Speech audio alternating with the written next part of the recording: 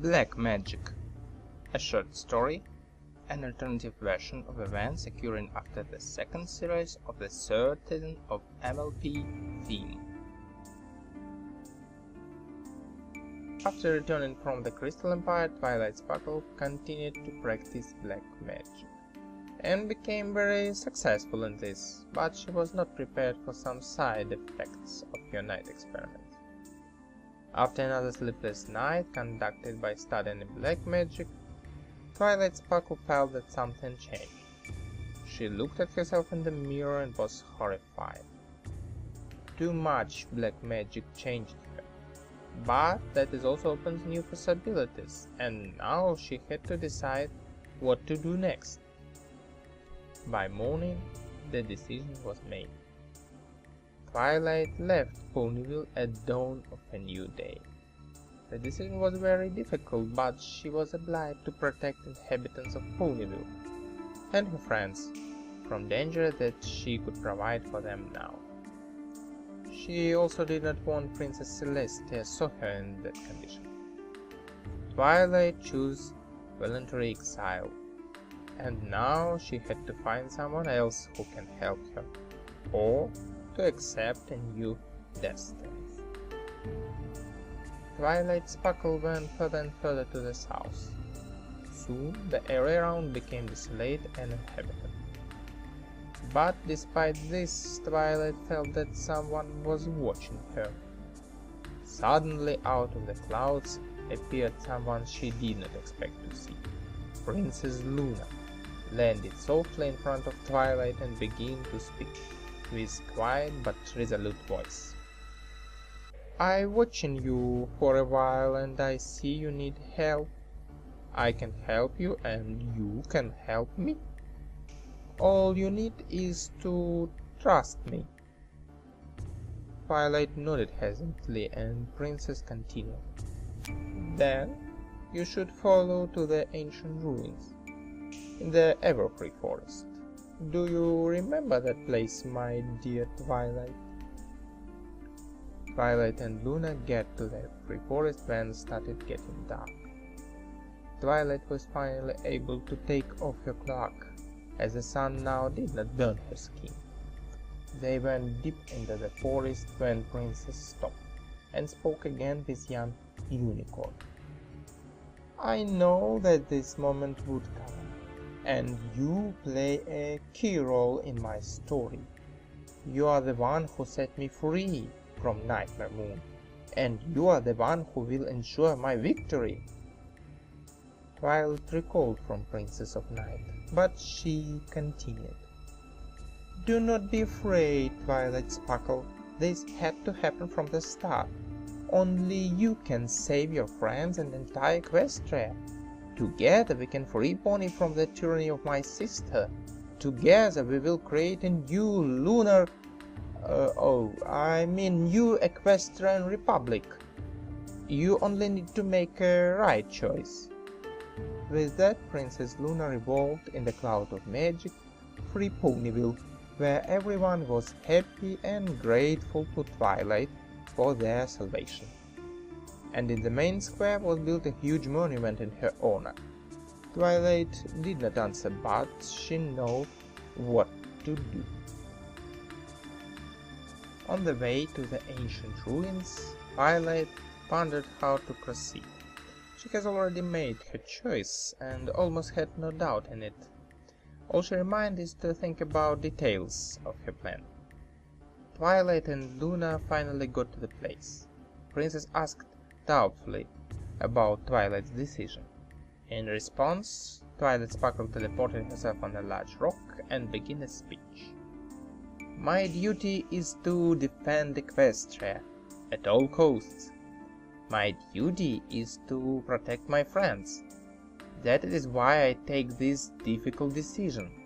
I will liberate the country and uphold the Republic." With that, she set up the scroll and began to record the points that she needed to do for the immediate release of entire Equestria. But her thoughts were completely different. She thought about all the ponies who will obey her orders, about how she finally bring order to the constantly chaotic Ponyville. She thought about a magnificent monument which will be built in her honor. Black magic gradually absorbed Twilight's power. At the time when Twilight came to the 155th paragraph of her plan of liberation, which consisted in a daily performance of the Autumn of the Free Equestria, she suddenly heard a familiar voice. "My faithful student, Twilight Sparkle, I see you succeed in your education. Your knowledge is great, but you have to learn something yet." At these words, in the light of the moon, appeared Princess Celestia. Twilight and Luna was shocked. Twilight dropped the scroll and tried to run away, but Princess Luna snuggled to the ground, and her mane has darkened. Even the stars on her mane became dim. Celestia menacingly approached and continued her speech. "I am very disappointed.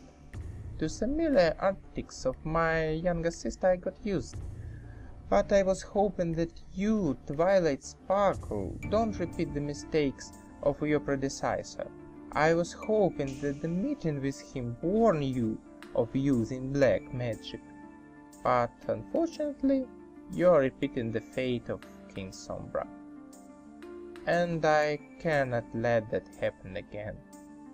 Forgive me, Twilight. I have no choice." Princess Horn glowed by a dazzling bright light. But Twilight suppressed Princess Celestia. She guessed that she could not win by using only black magic. Twilight decided to combine her usual magic and the new dark powers. The ruins of an ancient castle lit up with bright light, and waves of magical energy spread in all directions. Twilight felt completely new sensations, and she definitely liked it. She saw all her enemies ahead, those with whom she had to face before. She could feel their presence. Twilight Sparkle has completely lost control of herself. She heard her own voice, but it sounded very strange and distant. "The moment has come. Now no pony will stop me. My strength is undeniable. Now I can do anything, and now I will bring order to Equestria. Perfect order. Absolute order. Now everything will be done on time and as indicated in my list. Nothing will stay unnoticed even in pony dreams. And Luna will help me with this. I will create a perfect world, and the twilight will last forever."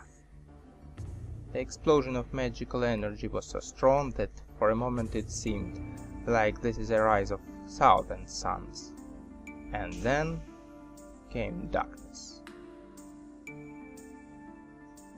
Everything around was dark and cold.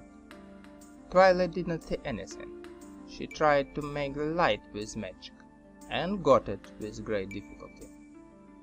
When she saw where she is, Twilight lost concentration, and the light went out again. Only 10 minutes later she repeated the attempt. Awareness of her new state threw Twilight into the shock. She was on the moon, and she became a statue like Discord. Infinity horror covered Twilight. She wanted to run but could not move, tried to scream but it did not work too. It took a long time before she realized the irony of her position. Twilight got all what she wanted. Now she got a planet where was perfect order, a world where she has absolute power. She even got a statue about which to dream. But Twilight Sparkle was not happy because the statue was Twilight herself, and her perfect world turned cold and dark desert. And now she has an eternity to think about this. Suddenly, quite near, Twilight heard a very familiar voice. Twilight opened her eyes. She was in her room, on her bed, and it definitely wasn't a moon. A familiar voice called Twilight again. She jumped out of bed so suddenly that even didn't notice the book that was nearby and fall to the floor. The familiar voice now sounded far less heavy. Twilight looked down and saw the source of the voice. It was Spike. "What happened? Why are you here? Why I'm here? And what happened with the moon?" Twilight Sparkle had many questions, and Spike began to answer them in the order as he could. "I'm here because you asked me to wake you up as soon as a letter from Princess came. You are here because you are living here. And about the moon, the last night it was there where it was supposed to be. But that's not a reason to throw books on your first assistant." Twilight began to understand everything. She looked at the book that was lying on the floor. It was a treatise about advanced level of witchcraft called Black Magic or 10 Ways to Conquer the World. Twilight turned again to Spike. "Sorry for the book, and you say something about the letter. It's from Princess Celeste."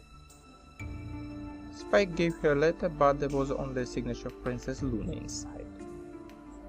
Twilight was expecting something like that. She picked up the paper and began to write a response. "Dear Princess Luna, last night I learned a lot, but briefly, I realized that I need to go to bed before I cease to distinguish dream from reality. And one more thing, I need a little rest. Somewhere with many ponies and without any books. A new day has begun in Equestria."